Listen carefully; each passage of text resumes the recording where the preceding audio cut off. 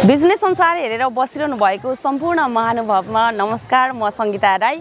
आज हामी बेलबारी नगरपालिका वडा नम्बर 10 बलुवाहीमा पर्ने महाराजस्थान मेलामा छौं। धिमाल जातिहरूको ऐतिहासिक बोकेको यस मेला हरेक वर्षको असार 1 गते लाग्ने गर्छ र आज हामी 2082 सालको महाराजस्थान मेलामा छौं।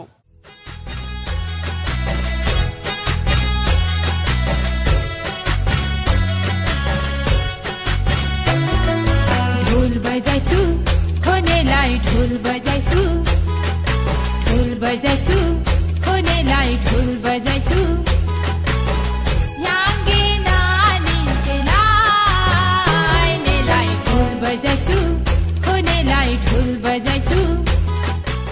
आजको यस कार्यक्रममा हामी यस मेला महाराजस्थान मेलामा आफ्नो साना बिजनेसलाई लिएर आउनु भएको व्यापारीज्यूहरूसँग हाम्रो बिजनेस संसारको यो कार्यक्रममा प्रस्तुत गर्दैछौँ। आन्टी यो के हो खासमा? फुलगोरा। फुलगोरा कति पर्छ एउटाको? यो 20 रुपैयाँ एउटा। यो खासमा केबाट बनेको हो? पानी मुन्छ। तपाईँ आफै बनाउनुहुन्छ? किनेर ल्याएको।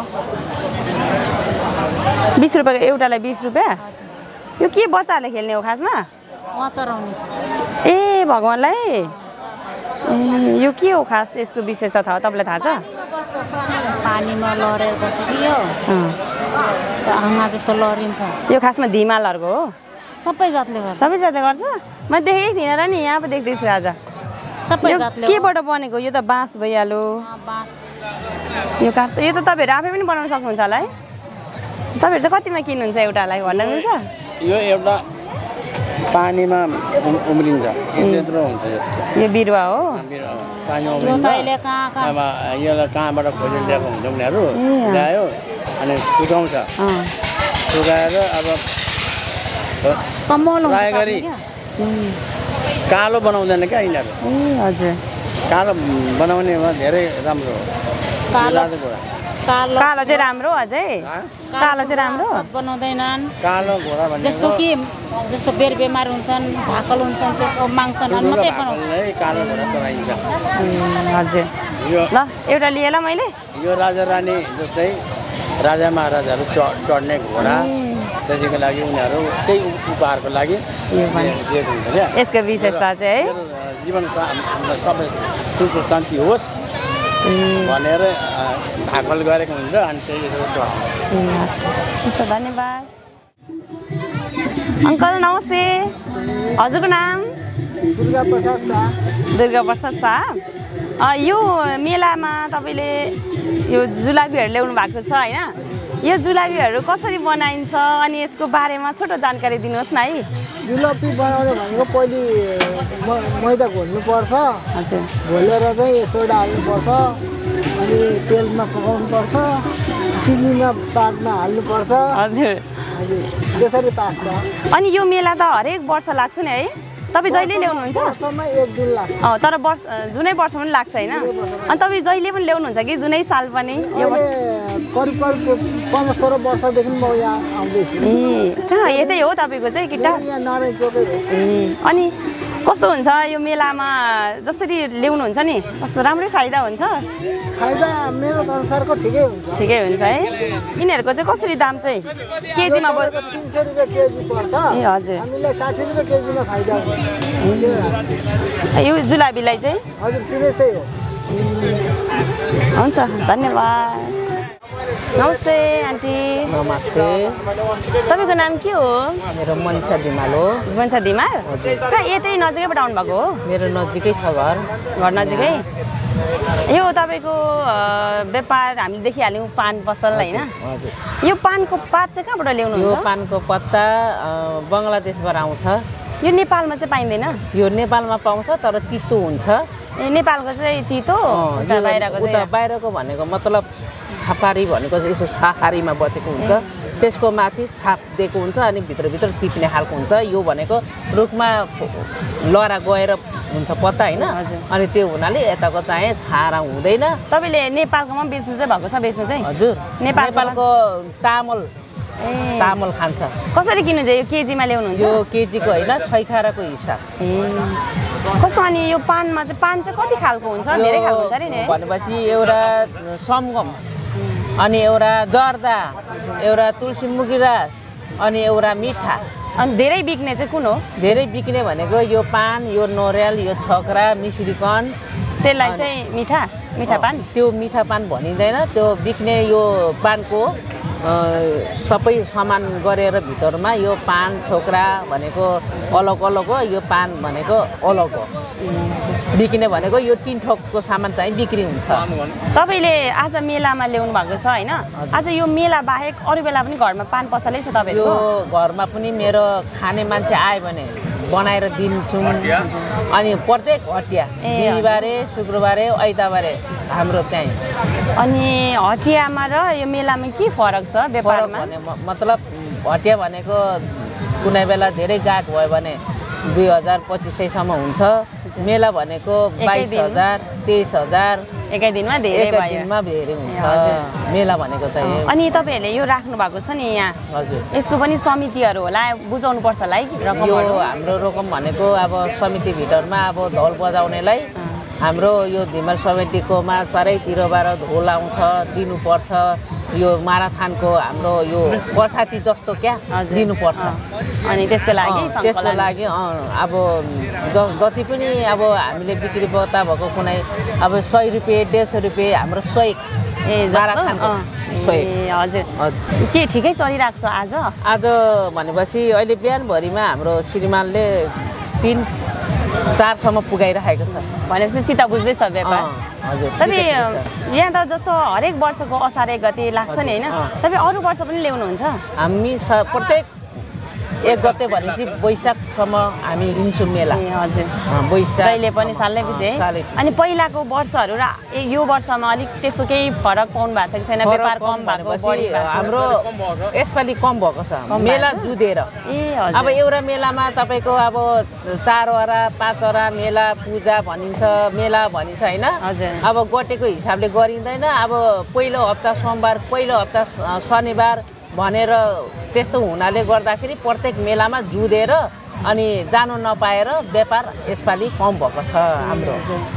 अनि यो पान बनाउँदा चाहिँ नि यहाँ के सामानहरू सामान युज गर्दाखेरि मतलब यो लाइन्छ सुपारी, यो पानजिरा लाइन्छ, अनि यो नोरेल लाइन्छ, अनि यो सुकमेल लाइन्छ, अनि यो भुजिरी लाइन्छ, अनि यो चेरी लाइन्छ खुल्ला, अनि त्यस पछाडि यो दानावाला चेरी लाइन्छ, अनि त्यस पछाडि यो मुगिलास लाइन्छ।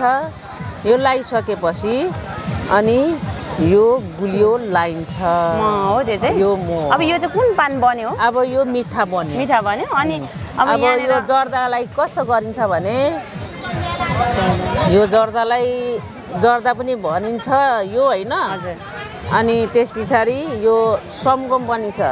समगममा यो बनिन्छ, यो बनिन्छ, अनि यो बनिन्छ, अनि यो पनि लाइन्छ, अनि यो पनि लाइन्छ, यो सुकमेल पनि लाइन्छ, यो सामान लाइन्छ, यो तुलसीहरू, अनि यो तुलसी हो, अनि यो काला हो, अनि यो 500 हो। यसरी लाइन्छ हरेक कुरो सामान।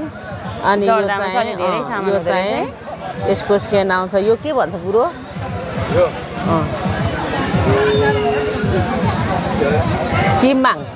किमाङ हो यो। हो यसरी लाएर योलाई भनिन्छ यो चुना हो, यो कथा हो। यो चुना लाइसकेपछि यो कथा लाइन्छ। फेरि यसको लेभल मिलाउनु पर्छ। यो दुईटामा दाम पनि फरक होला? यो दाममा एउटै रेट हो हाम्रो। कति पर्छ एउटालाई? यो पनि 2500, यो पनि 2500।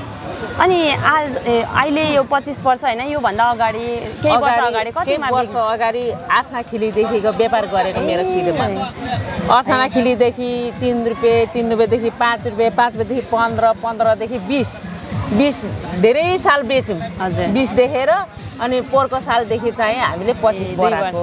धेरै वर्ष भएछ है हजुर यो पान व्यापार गर्नु? धेरै सन्तुष्टि जस व्यापारप्रति खुसी नै हुनुहुन्छ हैन यही व्यापार गरेरै छोराछोरीलाई पढाएको हैन गर्न सके हैन आफू खुसी भएर मजाले गर्न सके छ हैन जेमा पनि अनि सिटी सवारी पनि किनेको छौँ एउटा स्कुटी पनि छ व्यापारबाट यो व्यापारले गर्दाखेरि हामीले पढेको त्यो अलिकता उच्चै भएको छ हुन्छ अझै राम्रो हुँदै जाओस् तपाईहरुको व्यापार व्यवसाय हामीलाई समय दिनुभयो धन्यवाद धन्यवाद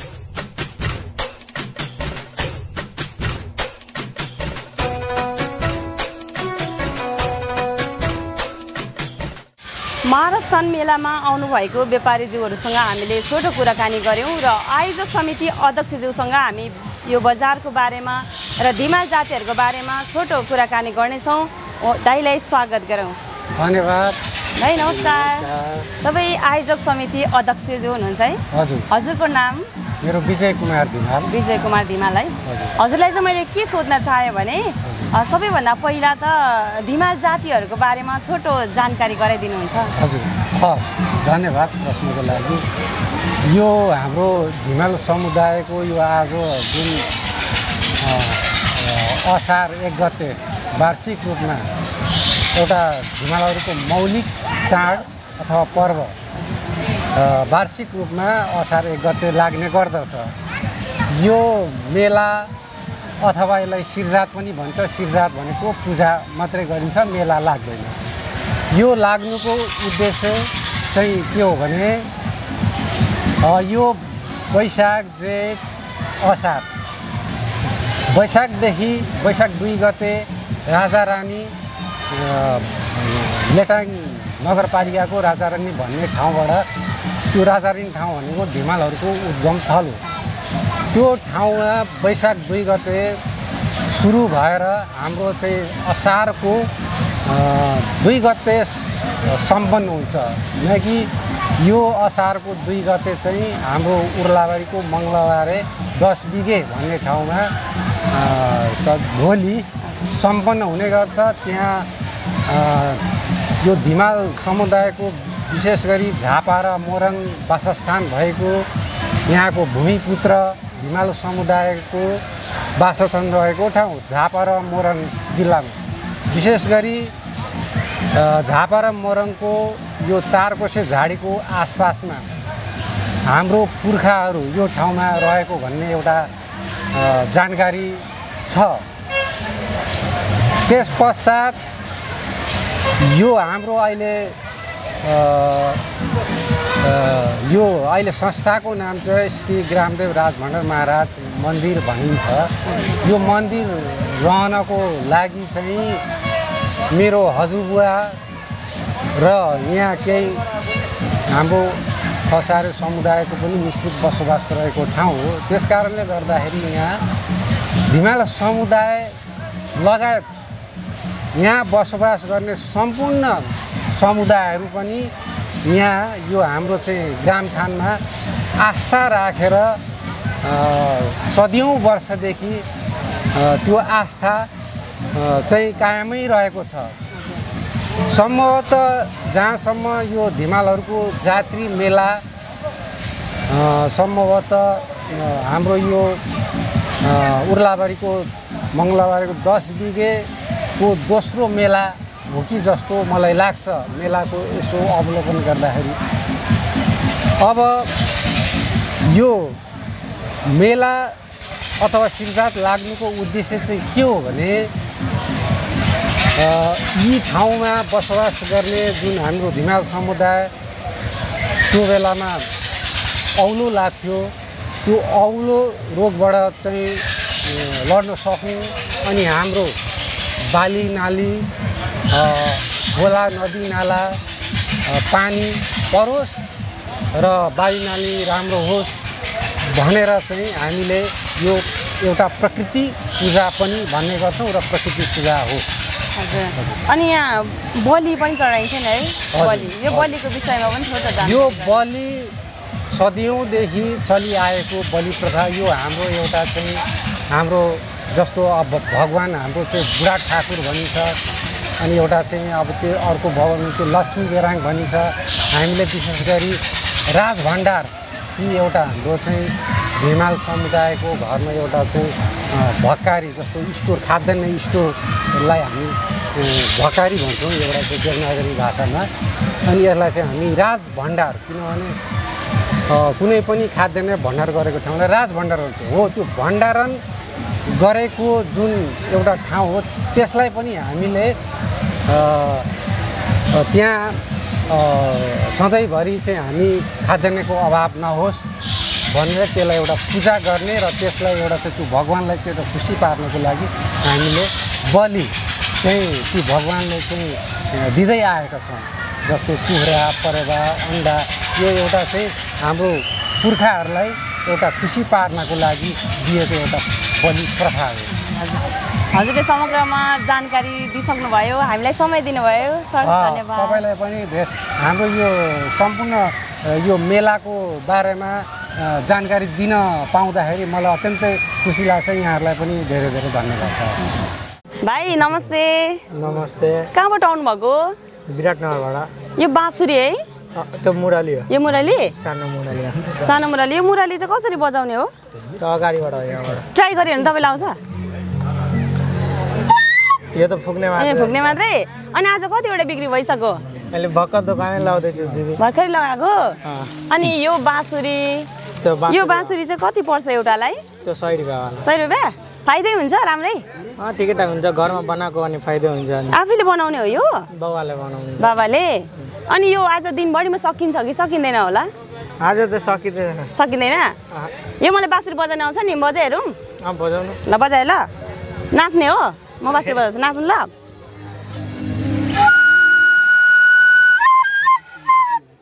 रुनु रुनु जस्तो भएन? ल अनि बाँसुरी, यो मुरली बाँसुरी बेचेको कति भयो तपाईँले? म त बच्चैदेखि बेचिरहेछु, आफ्नै बिजनेसमा 9 वर्षदेखि बेचिरहेछु म त। अहिले पनि बच्चै त हो भाइ? त्यो त बच्चा हो, अहिले चाहिँ 18 वर्ष पुग्यो, 9 वर्षदेखि। ए, अनि यो चाहिँ तपाईँले यस्तो मेला लागेको ठाउँतिर मात्रै लानुहुन्छ कि अरू बेला बजारतिर पनि बेच्नुहुन्छ? अरू बेला उता विराटनगरमा शनिबार बजार लाग्छ महेन्द्र चोकमा, अनि त्यही शनिबार मात्रै। अनि के यो जस्तो शनिबार बजार त्यो हुन्छ नि मा फाइदा हुन्छ कि बढी यस्तो मेला लागेकोमा? त्यो मेला लागेकोमा फाइदा हुन्छ। मेला लागेकोमा? बाँसुरीलाई 100 रुपियाँ एउटाको, अनि यो मुरलीलाई चाहिँ एउटाको कति पर्छ? 50 रुपियाँ। 50 रुपियाँ? ए ल भाइ धन्यवाद हामीलाई समय दिनुभएकोमा। नमस्ते। आज त पानी पर्ला जस्तो दिन भइरहेछ होइन, गर्मी खासै छैन। आजको व्यापार कस्तो होला? व्यापार राम्रै होला जस्तो छ, अलिकति गुम्मा छ, चलिरहेछ ठिकै है? कहाँबाट, कुन ठाउँबाट ल्याउनु भएको? म चाहिँ बेलबारी डाङियाट बजार।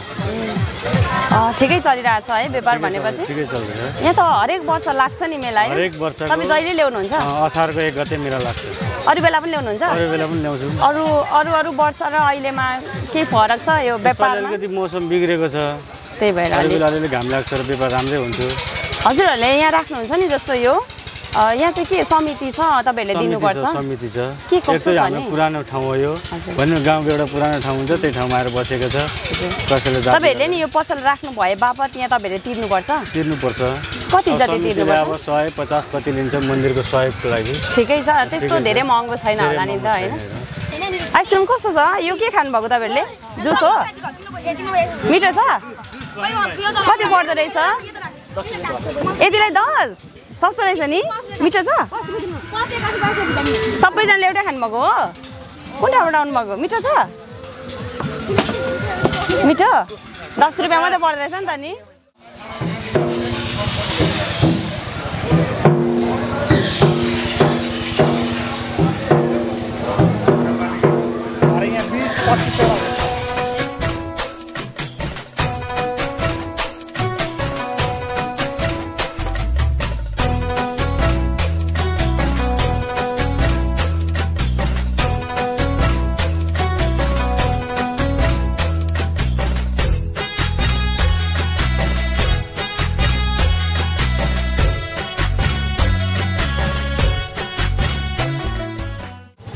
बिजनेस संसारको यो सानो बिजनेस कार्यक्रममा आज हामीले महाराजस्थान मेलामा आउनुभएको व्यवसायीज्यूहरूसँग कुराकानी गऱ्यौँ। हजुरहरू यो वर्षको महाराजस्थान मेलामा आउनुभएको छैन भने अर्को वर्ष चाहिँ अवश्य आउनुहोला भन्दै हाम्रो आजको कार्यक्रम कस्तो लाग्यो कमेन्ट गर्नुहोला भन्दै क्यामेरामा विजय घलेको साथमा म सङ्गीता बिदा हुन्छु। नमस्ते।